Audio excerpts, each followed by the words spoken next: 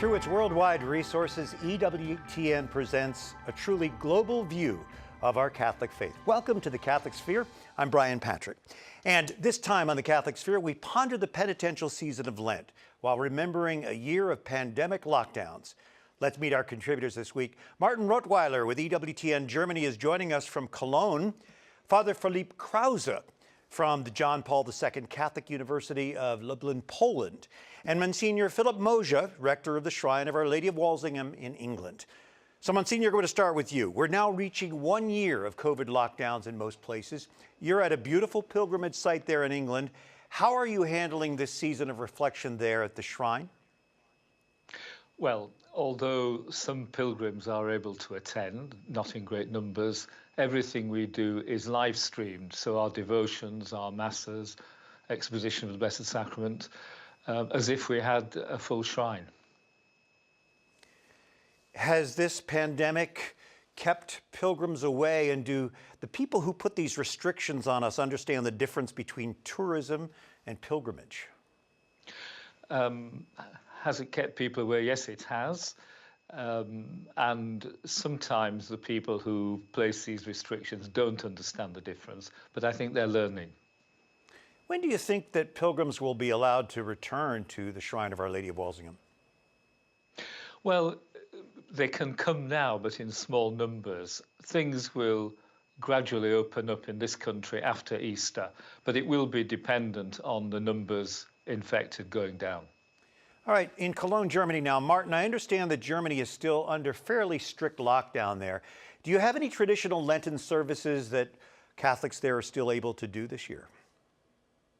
Yes, you're right. The lockdown has been extended. Just recently, yesterday, the government decided to extend it until the end of this month, month of March.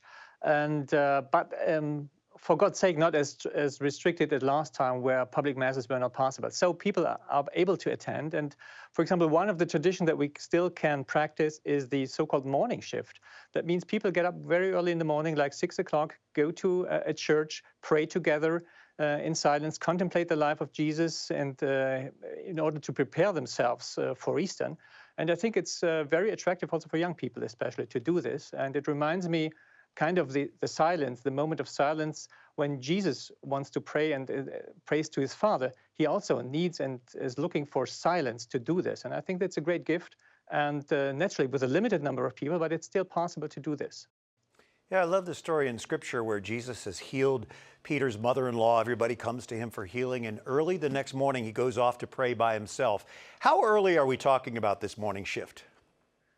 I mean, it's 6 o'clock, it's good, but maybe it's still a challenge and a little sacrifice for young people to do this. So it's like 6 o'clock in the morning, they gather for an hour and pray, and I think it's a good start into the day, and really to concentrate and to focus and to redirect one's life towards Jesus Christ, and yeah, really be faithful and again, energetic Christians again.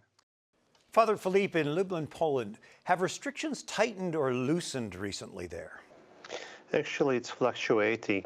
These days, we could have celebrated a happy anniversary on the March 4th last year. The first patient zero was announced to have COVID on our soil. From then on, there was a total lockdown last year, March, and it was a very harsh experience for the church, although masses never stopped. And it was a very good point, but with lots of restrictions. Then the second wave, the bad time, was in November last year, 11th of November. Actually, our national holiday was of the most new cases, 25,000. Now we are about 15,000 a day, with a misfortune of 350 deaths per day, and caused by COVID. So in churches now, one person per 15 square meters is allowed. People have to maintain at least 1.5 meter distance. And also, the same goes about funerals, weddings, receptions, etc. And it affects also businesses which are not ecclesiastical, but this is a common knowledge. I'm sure that some then parishioners have to be turned away, and you have very devout Catholics there in Poland. You know, recalling the Nazi occupation, the communist regime, I wonder if this experience of not being able to actively participate in the practice of their faith has shaken some of the Catholics there? Actually, it was the most horrible experience of my 22 years of priesthood, as Jesus was calling to gather people out of public safety concerns. We had to maintain only 5 people in the church, but we did everything possible. For example, in the parish hall, as long as I was in the parish, now I'm in the university, we were organizing masses in different chapels, in different rooms. So we had 1, 2, 3 times 5 people, so it made Scott 15. Then we made a call line so people could arrange for their mass list. They are just, ascribed for the list to attend the mass or Eucharistic adoration or confession. And it's quite like the EWTN legacy.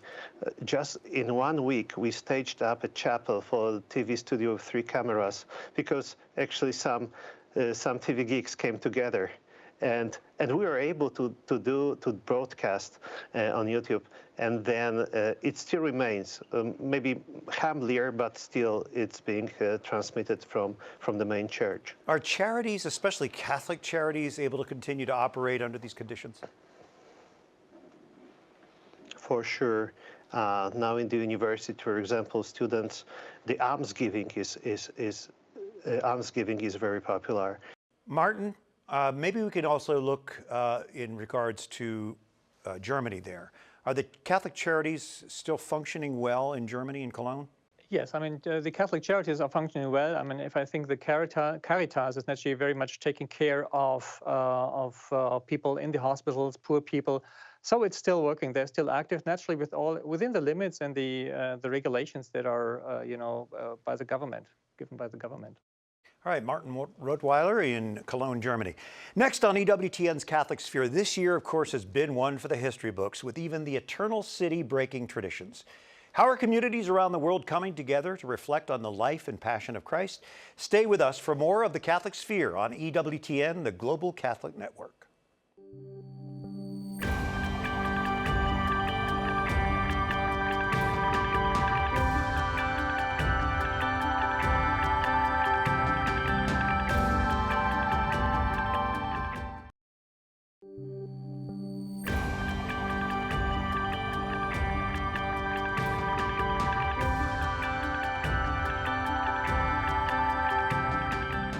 Thanks again for joining us for the Catholic Sphere. Through EWTN's worldwide resources, we bring you a global perspective of our Catholic faith.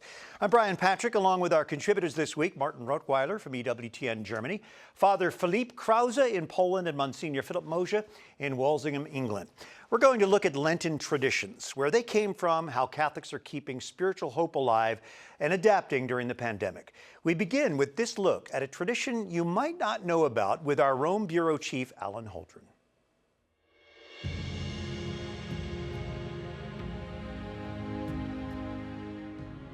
In Rome, there's an ancient tradition which is specific to the period of Lent. It involves visiting different prescribed churches called station churches on each day during the period to pray for Vespers or participate in the Eucharist.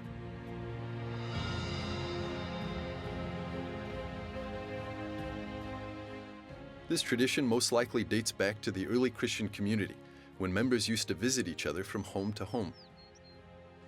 The tradition evolved so that the Holy Father would celebrate Mass in each part of the city to strengthen the sense of community. It is indeed most probable that the College of Cardinals was formed in this way, the first cardinals being the parish priests of these stational churches. Over the centuries, the tradition was forgotten and discovered once again, the route changing several times. But the Basilica of Santa Sabina on the Aventine Hill has always remained as the first station on this route.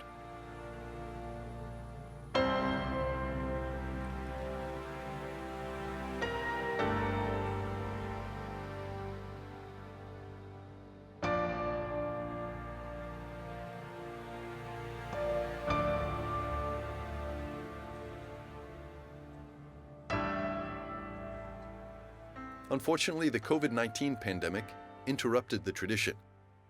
And this year, Pope Francis celebrated the start of Lent at St. Peter's Basilica instead.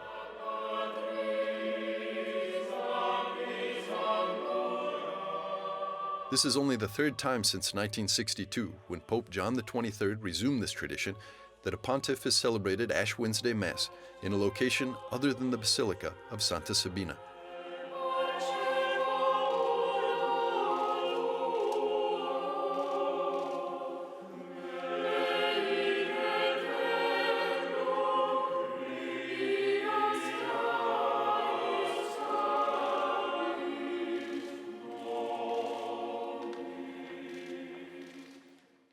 So you can see the station churches in Rome have brought Catholics together for thousands of years, really playing a big part in strengthening community. Growing up in a large Catholic family, I'll tell you, we took Lent very seriously, strict adherence to fasting, abstinence, and prayer. Here in the U.S., parish fish fries are very common, though many restricted during this COVID year. Normally, they would be scheduled around Friday Stations of the Cross or other Lenten services. Now, I'm going to ask each of our contributors to share Lenten memories. But first, Martin, tell us a little bit about your role with EWTN Germany. Yes, I'm the managing director and the program director here in Germany, and I started the German channel in the basement of my home 20 years ago. I mean, it was not a German channel really at that time. We only had a few German programs. Now we are 24/7. German have live transmissions of masses every day. 14 people working for us now out of Cologne. So we have been really blessed over the last 20 years. What was Lent like for you growing up, Martin? Before Lent, we are celebrating in Germany Carnival very much and very extensively, especially in Cologne, which is kind of the capital of Carnival. And kids are used to collect sweets during that time, during the Carnival processions. And from Ash Wednesday on, the candies disappeared in our home, and they reappeared only on Easter. So this naturally kind of a memory, abstaining from sweets, abstaining from certain kind of food. This is something that we learned kind of from childhood on, and we still practice that naturally today. So this one thing. So with pandemic restrictions still in place this year, are there any traditions that will still be happening? Sure. I mean, one of the tradition is, for example, also to pray the Way of the Cross outdoors on Fridays, and especially naturally on Holy Friday. And I think it's a big chance also to gather with the family, or at least in small groups, to do this and really follow the path of Jesus Christ this way. It's a wonderful occasion, and I think there are many, many beautiful Way of the Crosses outdoors here, leading up to churches or leading up to the illustration of the Calvary. That's a great reminder, because we have churches and shrines here in the U.S. with outdoor Ways of the Cross that we can all participate in. Father Philippe, tell us briefly about the John Paul II Catholic University there in Lublin and what you do there as head of international relations. Catholic University of Lublin is 100 years old. We celebrated in 2018. And the name of John Paul II for the university is very natural, because Karol Wojtyła used to be our professor for more than a quarter of the century. He was teaching philosophy and ethics, and actually we can point out the hall, where my office is not very far from. Now, International Relations Office is like in every university. For example, there is European programs for students exchange, there is visiting professors, there is international publications. But the more of that for the Catholic University, we are also reaching out to the religious communities, Catholic universities internationally, and also to the Polish community abroad, which preserves traditions, these Lenten traditions in different parts of the world. Tell us about Bitter Sorrows. I understand that's a rather unique Polish tradition for Catholics. Sure, because I was so grateful to hear about the Stations of the Cross, because we have the very similar traditions. But Bitter Sorrows, actually, I looked up very simply at Wikipedia, and they call them Bitter Lamentations in the English version. They were composed primarily of a collection of popular songs, melodies used by people in the villages around our capital, Warsaw. And about 1707, in the beginning of the 18th century, Father Lawrence Bennick from Congregation of St. Paul, St. Vincent de Paul, has gathered them into the booklet, into the hymnal, called in English A Bundle of Myrrh from the Garden of Gethsemane. So it's a very significant name. So there is like 3 songs in 3 cycles. Now it's always on Sunday evening, before the exposed Blessed Sacrament. And it's also a catechetical opportunity, because following the singing, the homily on the scriptural records of Christ's Passion is being held. And in a very traditional manner, the homily touches different characters, different persons participating in the Passion. Monsignor Moja, as rector of the Shrine of Our Lady of Walsingham, give us a quick glimpse of this pilgrimage site and describe what Lent looks like there this year. Well, as we've said, the pilgrims are fewer because of restrictions, but nevertheless, we have an outdoor way of the cross. And indeed, the 14 individual crosses were carried here in 1948 by student groups from different parts of the country and erected.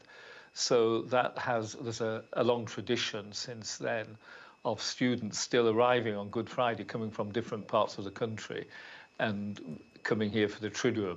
So that won't happen this year, and it didn't happen last year, but hopefully we'll start again next year. Well, thank God EWTN is in it with you there at the Shrine of Our Lady of Walsingham, so you can see many of those devotions from that beautiful shrine. As Monsignor tells us, it dates back centuries. You can see them here on EWTN. Coming up next on EWTN's The Catholic Sphere, some ideas for Lenten reflections and devotions and an inspirational papal reflection. Stay with us.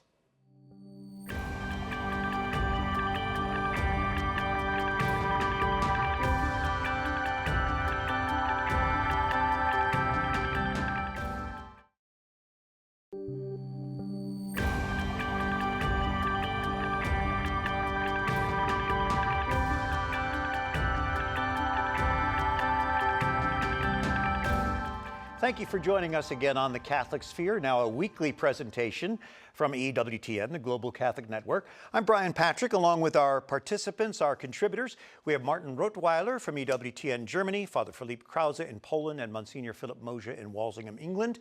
We'll talk to them in a moment, but during his Ash Wednesday homily, Pope Francis said, and I quote, "In this life, we will always have things to do and excuses to offer.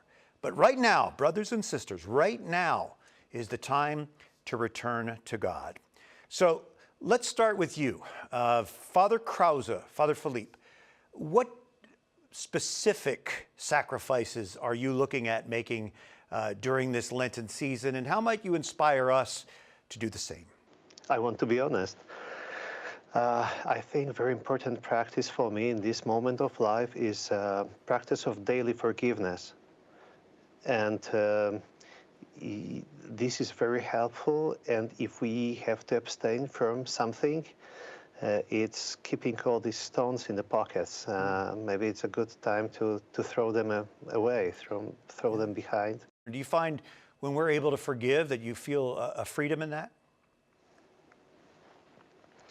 If I see this person who needs my forgiveness, staying with Jesus, and understanding that Jesus is loving this person none less than myself, then it gets easier.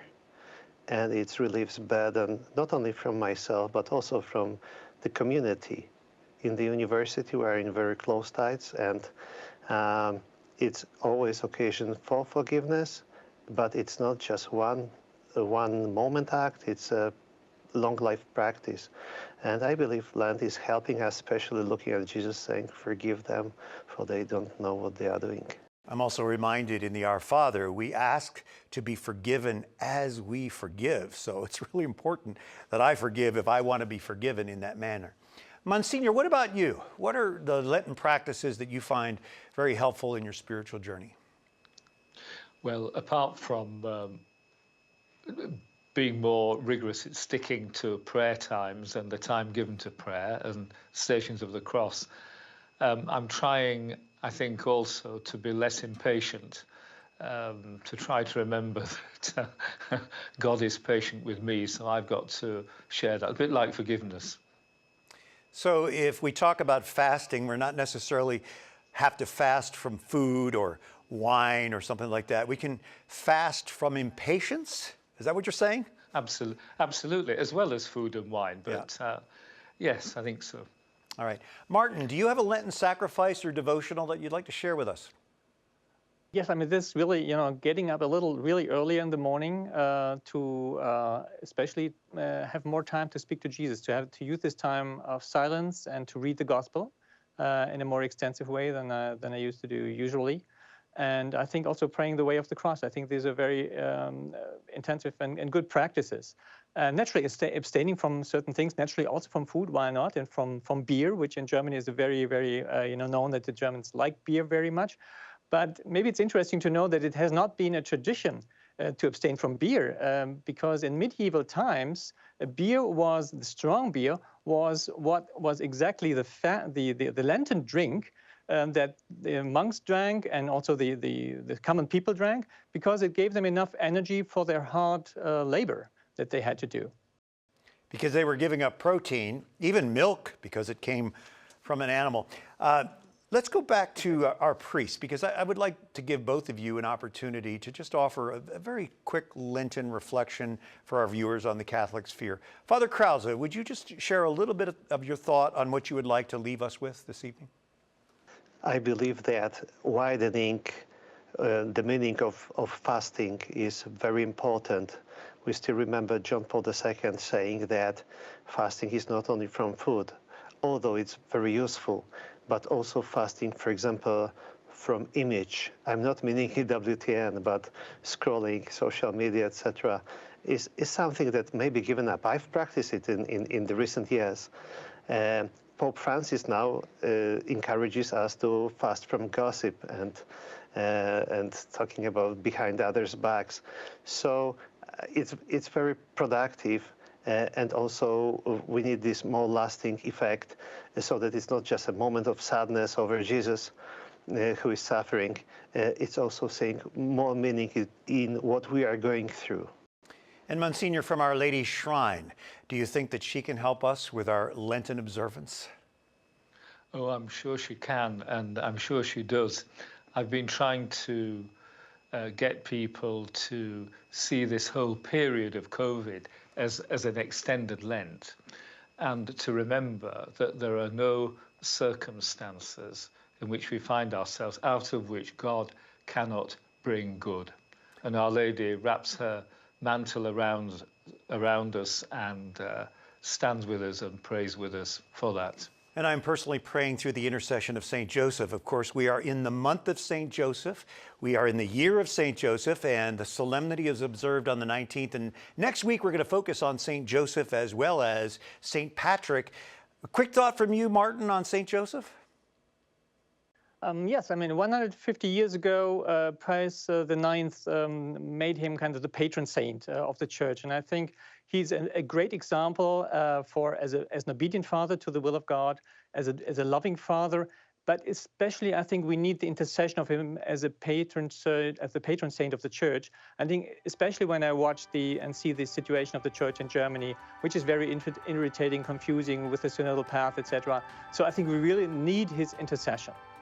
Thank you, Martin Rottweiler in EWTN Germany, Father Philippe Krause in Poland, and Monsignor Philip Moja in Walsingham, England.